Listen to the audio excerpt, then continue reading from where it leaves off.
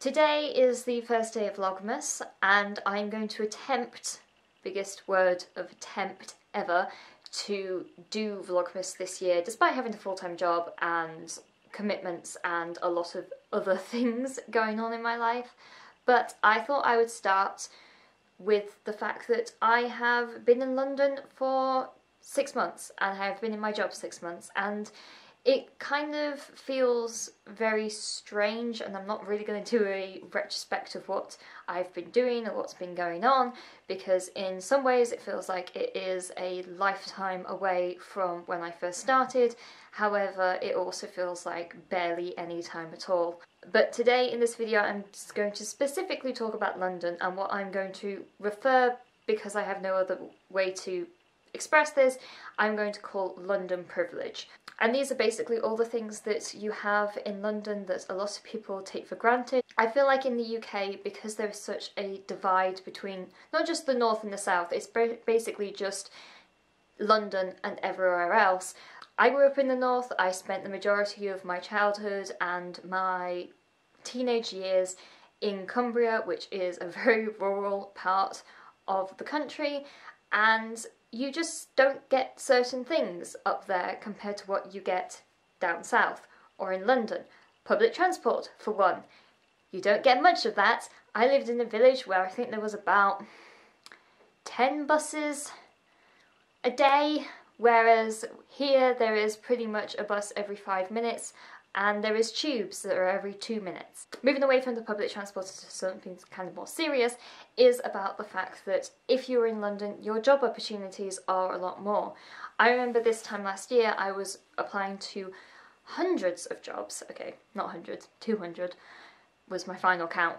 But I was applying for so many jobs and the majority of them were down in London. And every time I had an interview in London, I had to pay £60 to go to London and to get back. Sometimes I would have to stay overnight in London, meaning that a single job interview could cost me close to £150, something that if you're from London you don't have to deal with.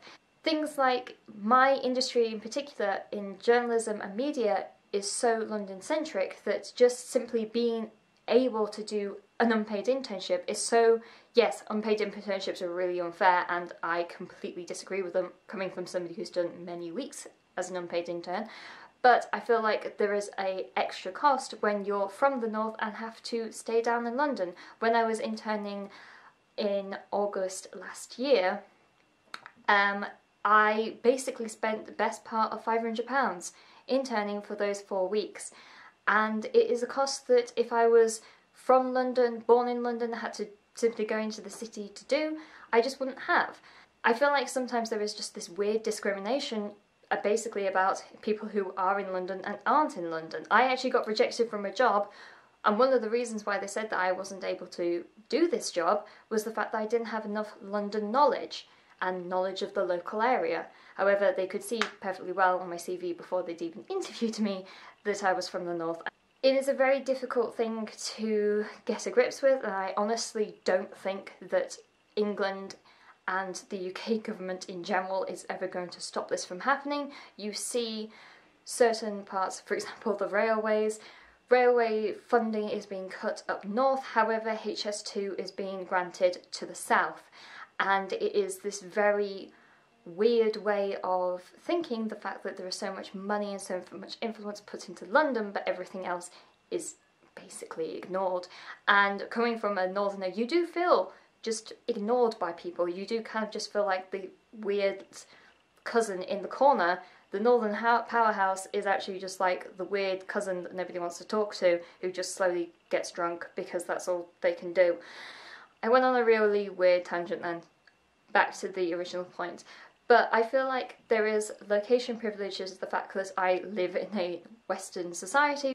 But as somebody who has now lived in London for 6 months and seen the amount of privilege and opportunity you get just from simply being in the city, for example, I've met people at the YouTube space, I've gone to the theatre so much this year, I've gone to museums and I've met lots of interesting people, and I've eaten weird and wonderful foods, things that I just couldn't do up north. And Some of it is to do with my job. For example, I had to move down if I wanted to be a journalist because, quite frankly, there's not too much up north. There is a bit, I will admit, but there's not too much. And the way that I live and the things that I want to do is so much easier down here than it is anywhere else.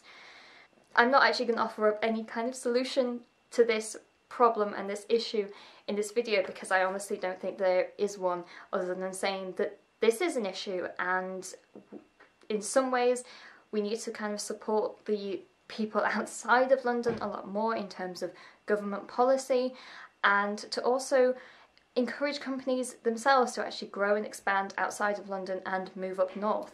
But those are kind of my thoughts that I've been thinking about for the past 6 months whilst I have been stuck on tubes and everybody's been really angry, yet I'm just kind of happy to be on a tube that is moving, at least eventually.